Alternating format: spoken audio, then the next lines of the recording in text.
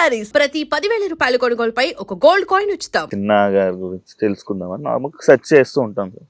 చూసిన తర్వాత రీసెంట్గా ఈ మధ్య కాలంలో మీ ఇంటర్వ్యూస్ కనబడుతున్నాయే కానీ చాలా ఇయర్స్ అయిపోయింది అసలు మీరు మీడియా ముందుకు రారు ఎందుకు వచ్చారు అనేది నాకు డౌట్. రాను మీటింగ్ ఈ ప్రెస్ మీట్స్ మీటింగ్స్ అవును వీటికి కూడా రాను. నాకు 100 days ఫంక్షన్ అంటే ఒక్కటి ఇష్టం ఉండేది. ఆ 100 days ఫంక్షన్స్ కూడా ఇప్పుడు లేవు అసలు. నాకు ఇప్పటికీ నా చేతికి ఇది శివ, ఇదే మా షీల్డ్, శివ అని రాసి ఉంటుంది. ఓకే, శివ రింగ్ ఇది. అచ్చా బా, అప్పటి నుంచి ఉంది నా చేతికి ఇది. అప్పటి నుంచి అది దాన్ని బాగానే చేస్తున్నారు. అది పట్టకపోతే అది మార్చి ఇటు చేస్తున్నారా? లేదు లేదు, ఏం లేదు, ఇలాగే ఉంటుంది. అయ్యి సూపర్. అలా షీల్డ్ తీసుకునేది కూడా లేదు ఇప్పుడు. అసలు ఆడియో ఫంక్షన్ ఉండేవి సార్ అప్పుడు. మీడియా ముందుకి చాలా తక్కువ నాకు, ఎందుకంటే I don't want to be A controversy person. నాకు కాంట్రవర్సీగా ఉండడం పెద్ద ఇష్టం ఉండదు. మీరు ఏదో ఒకటి అడుగుతారు, అదే మీరు మాట్లాడితే ఏదో ఓపెన్ అయిపోతారా, ఏదో ఒకటి అడుగుతారు, నేను అబద్ధం చెప్పలేను. నాటంటప్పుడు ఎందుకు మనం ఊరికినే మాట్లాడడం. ప్లస్ అలాంటి క్వశ్చన్లు అడిగినా కూడా నేను కాంట్రవర్సీగా అడిగినా నాకు అనవసరం. ఇప్పుడు మీరు ఇందాక అడిగారు శివాజీ, నేను సింపుల్గా ఆన్సర్ చెప్పాను. నేను తను తప్పని చెప్పలేదు, తను కరెక్ట్ అని చెప్పలేదు. తను చెప్పింది కరెక్టే, అది అక్కడ అనవసరం. కొన్ని మాటలు లేకుండా ఉంటే బాగుండేది. తను చెప్పింది కరెక్టే, డ్రెస్ బాగా వేసుకోండి అన్నట్టు తప్పేం లేదుగా. సినిమా ఇండస్ట్రీలో నడవాలంటే బ్యాక్గ్రౌండ్ అవసరం అంటారు. మీరేమో స్వయంగా సీఎం గారు మేనల్లుడు, లైక్ అది ఎప్పుడు వాడుకోలేదా, లేకపోతే అది ఉన్నా కూడా వేస్ట్? రాలేదండి, అది ఉన్నా కూడా వేస్ట్. నాకు అవసరం కూడా రాలేదు, అది ఉన్నా కూడా వేస్ట్. ఇక్కడ ఫస్ట్ కావాల్సింది లక్, అవును, సక్సెస్, డిసిప్లిన్. ఈ మూడు ఉంటే మీరు ఒకరోజు కాకపోయినా ఒకరోజు సక్సెస్ అవుతారు, దాన్ని నిలుపుకుంటారు. ఫస్ట్ది లక్. లక్ ఏంటంటే అసలు మనకు వేషం రావాలి, దట్ ఈస్ టోటలీ లక్. రెండోది సక్సెస్, మనం చేసిన సినిమా మన క్యారెక్టర్ సక్సెస్ అవ్వాలి. మూడోది డిసిప్లిన్. అరే ఆడితో ఎందుకులని అమ్మ తలనొప్పి, చిన్నగారా ఆయనతో ఏం ప్రాబ్లం లేదండి. ఇప్పుడు నాకున్న పేరైతే అది, నేను గుండెల మీద చేసుకుని చెప్తాను. ఇప్పుడు నేను వేరే టీవీలో శ్రీకాంత్ గారని స్టూడియోస్ ఓనర్, ఆయనది 4వ ప్రాజెక్ట్ చేస్తున్నా. పిలవరు కదండి. ఒకటి ఫస్ట్ది 100 episodeలకి క్లోజ్ అయింది కొంచెం. రెండోది 900 episodes చేశాను. మూడోది 1 సంవత్సరం చేశాను. ఇప్పుడు ఇంకోటి చేస్తున్నాను. ఎన్ని సీరియల్ సార్ మొత్తం? ఇప్పుడు 3 చేస్తున్నాను. మొత్తం ఎన్ని సీరియల్ చేసి ఉంటారు? ఒక 100 చేసి ఉంటానండి. ఇది కూడా 200-300 అవగొడతారా సీరియల్ కూడా? చేసి ఉంటాను. అవి కూడా ఒక్కొక్కటి 600 episodes, 700 episodes. మొన్ననే ఒకటి 950, ఒకటి 800 క్లోజ్ అయినాయి 2. ఒకటి 750లో నడుస్తుంది. ఒకటి నాకు తెలిసినంత వరకు అంటే సీరియల్ గురించి నేను విన్నది, అమ్మో సీరియల్ నరకం రా, అమ్మో టార్చర్ రా, అక్కడ ఉండలేమురా, చేయలేమురా అనే మాటలు విన్నాను. నాకు అంత స్ట్రెయిన్ అనిపించదు. ఎందుకనంటే ఫస్ట్ థింగ్, నేను యాక్టింగ్లో స్ట్రెయిన్ అవ్వను. నాకు ఏం చేయాలనే టెన్షన్ ఉండదు, ఆ డైలాగ్ ఏం చెప్పాలనే టెన్షన్ ఉండదు. వాళ్ళు నన్ను తిట్టించుకునే అంత అవసరం నాకు ఎప్పుడు రాదు. డైరెక్టర్ చేత అనిపించుకునే అంత అవసరం ఎప్పుడు రాదు. నా పని నేను చేసుకుంటాను, నా టైమింగ్స్ నేను చెప్తాను, నా ప్రకారం నేను ఉంటాను, వెళ్ళిపోతాను. సూపర్. ఒక్కొక్కసారి ఎప్పుడైనా సార్ వదిలేండి సార్ స్ట్రైట్ అంటే, ఎందుకంటే నేను చేస్తూ ఉంటే చేయించుకుంటూనే ఉంటారు.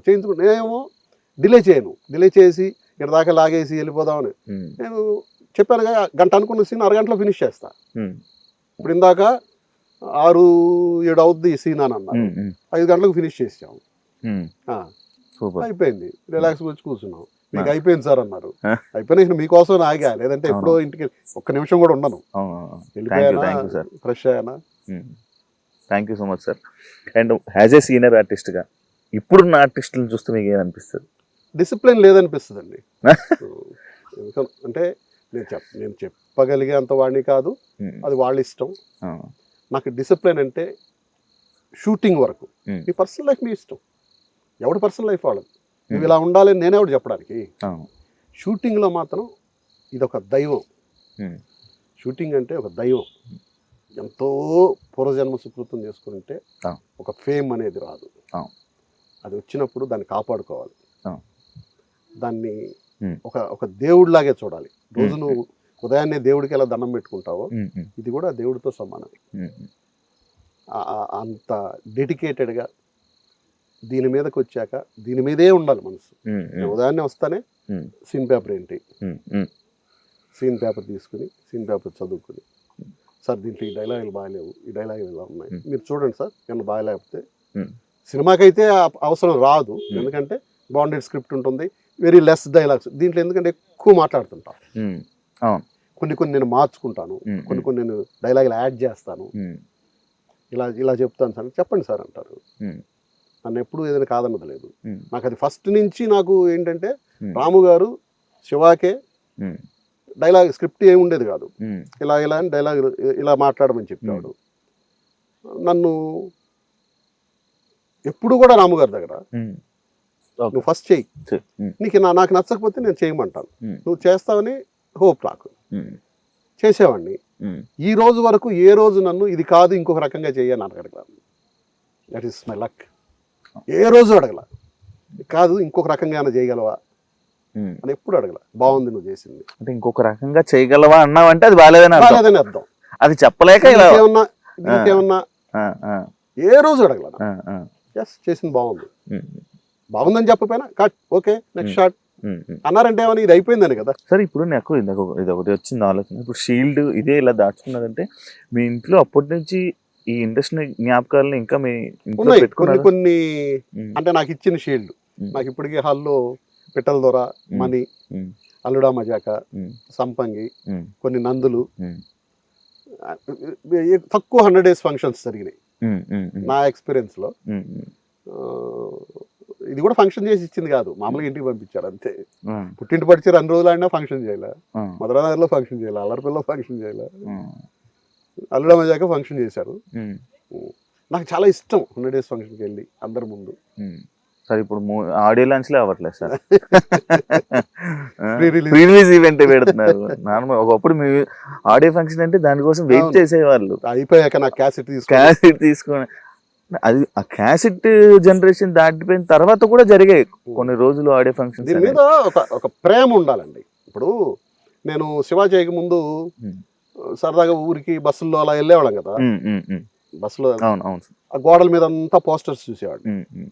ఎప్పుడైనా మనం ఈ పోస్టర్ మీదకి ఎక్కుతామా? అవును, అరేనమ్మా మనకు అదృష్టం ఉందా అని ఒక రకమైన బాధ, కలత ఏమి కాలా అప్పటికి. ఒక్కసారిగా శివ సెకండ్ వీక్ పోస్టర్ నాది ఇలా చూసి 2 sheet నిర్మలమ్మ, నాగార్జున, నేను ఇలా నిల్చో ఉంటాం. శుభలాక్ మన రామ్ జగన్ చనిపోయినప్పుడు శుభలాక్ సుధాకర్, నేను, నిర్మలమ్మ, నాగార్జున, అమల 2 sheet వేశారు. అసలు నాకు అంటే జస్ట్ అలా ఇదన్నమాట, అంతే చాలు. అన్ని రోజులు బస్సుల్లో తిరుగుతూ, పైగా నేను థియేటర్ ఓనర్ని, నేను పోస్టర్లు పంపించేవాడిని. ఆ పోస్టర్ మీద నేను ఎక్కలనా. ఒక్కటేంటంటే నా థియేటర్లో నా సినిమా వేసుకుందామని కోరిక తీరలేదు, అమ్మేశారంట కదా. అమ్మేశారు అంటే ఫైనాన్షియల్ గా ప్రాబ్లమ్స్ వచ్చి లేదు అసలు ఎప్పుడు లేదు ఫైనాన్షియల్ ప్రాబ్లం. సార్ మీరు థియేటర్ పెట్టచ్చు కదా సార్? థియేటర్ ఇక్కడ నాకు అంటే ఇప్పుడు చేసేది కాదు. ఇప్పుడు నేనేంటంటే ఆల్మోస్ట్ ప్రతిరోజు వర్క్ చేసుకుంటూ, ఇది రిటైర్ లైఫ్ కాదు, at the same time retired life లెక్క. నేను వర్క్ చేసేది నా పిల్లల కోసం. ఇప్పుడు ఏదైనా ఉంటే నేను ఆఖరి వరకు వాళ్ళకి సంపాదించి, ఏమేమి 10 రూపాయలైనా సరే వాళ్ళని అడగకుండా. ఈరోజు నా కూతురు బర్త్డే, పెద్ద కూతురుది, హ్యాపీ బర్త్డే.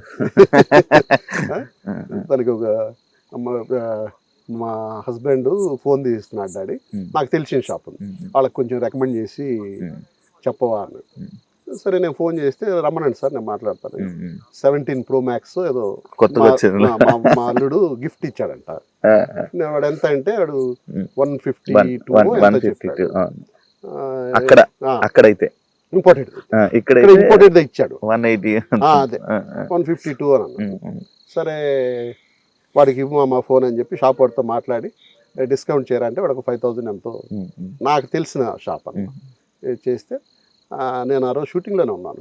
నేను ఫోన్ చేసి ఈ మాదిరి అన్నాడు, అది మీరు మాట్లాడుకోండి, బట్ మీ ఆయన గిఫ్ట్ ఇచ్చిన ఒక 20,000 నీకు పంపిస్తున్నాను, ఫస్ట్ నా డబ్బు కట్టి తర్వాత మీ ఆయన డబ్బు కట్టు. స్వార్థం. ఫస్ట్ నా డబ్బు కట్టు తర్వాత మీ ఆయన డబ్బు కట్టు తీసుకున్నా. నా చిన్న కూతురు నాకు లేదా, నీ బర్త్డే నేనేం చేసుకుంటాను. కలుస్తారా సార్ అందరం? ఎలాగో పెద్ద పక్కనే ఉంటుంది. నేను ఏదో ఒకటి క్లబ్కి వెళ్ళినా ఫుడ్ అవి తీసుకొస్తుంటాను.